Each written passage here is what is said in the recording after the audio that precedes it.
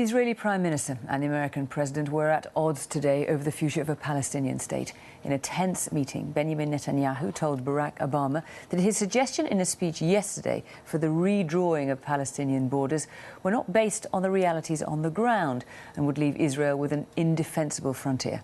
Our North America editor, Mark Mardell, reports. This is the look of the most powerful politician in the world on the receiving end of a lecture in his own home. The two have never got on, but the president went out of his way to play down the divide. Obviously, there are some differences between us in the precise formulations and language, and that's going to happen between friends. The Israeli Prime Minister had been watching him like a hawk and then spoke like one. Israel wants peace. I want peace. What we all want is a peace that will be genuine, that will hold, that will endure. And I think that we both agree that a peace based on illusions will crash eventually on the rocks of Middle Eastern reality. The president's aides looked slightly sick. He hadn't even referred to his new plan for a Palestinian state based on the borders of 1967. But the Prime Minister ripped into it nonetheless. It cannot go back to the 1967 lines because these lines are indefensible, because they don't take into account certain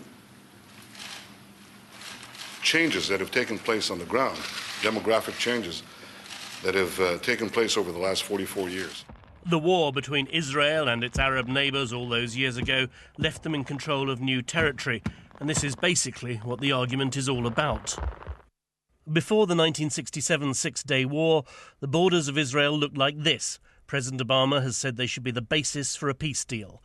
But after that war, Israel gained control of Gaza, the West Bank and the Golan Heights. In 1994, the Palestinian Authority was formed in Gaza and the West Bank.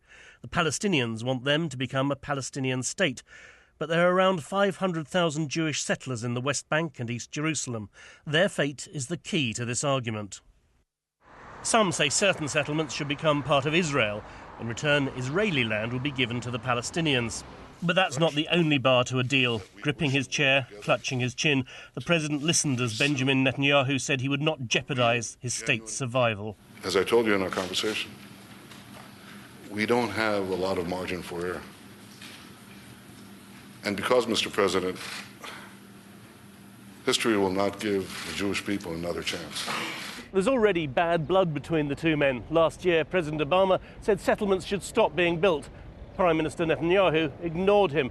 This tutorial on Israel's bottom line won't exactly help the relationship or bring negotiations any closer. Mark Mardell, BBC News, Washington.